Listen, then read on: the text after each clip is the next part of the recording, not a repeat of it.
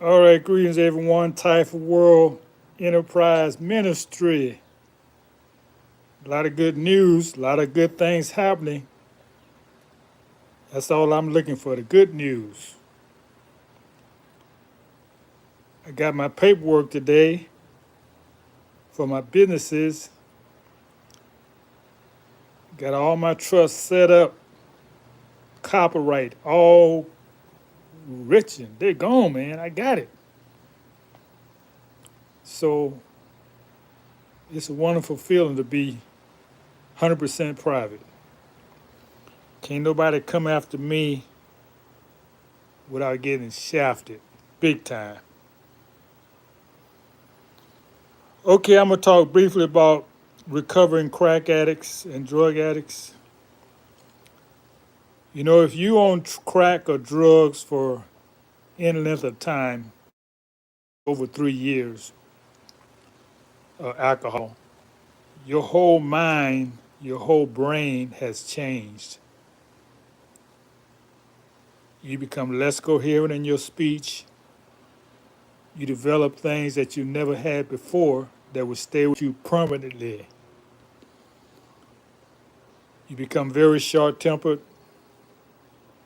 This is after you have so called recovered because your brain, your physical brain has changed.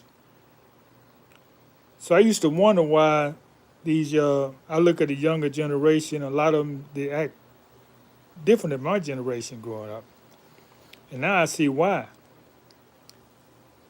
It was hard if you was born in the 80s or 70s. It's very difficult for you to avoid being a part of the crack epidemic. That was the worst epidemic, and it only affected our neighborhoods. Mostly everybody's affected. I escaped that. I escaped that epidemic because I was overseas. I was living overseas. So now I observe these men now in their 40s. Yeah, their brain shows me that they was once a crackhead, a dope fiend, or an alcoholic. They don't have to be active. It's just the way they conduct themselves. So even though you've been recovering for 10 to 15 years, there's some things you can't get back. You can't get back who you really were before you start taking crack or alcohol or taking dope.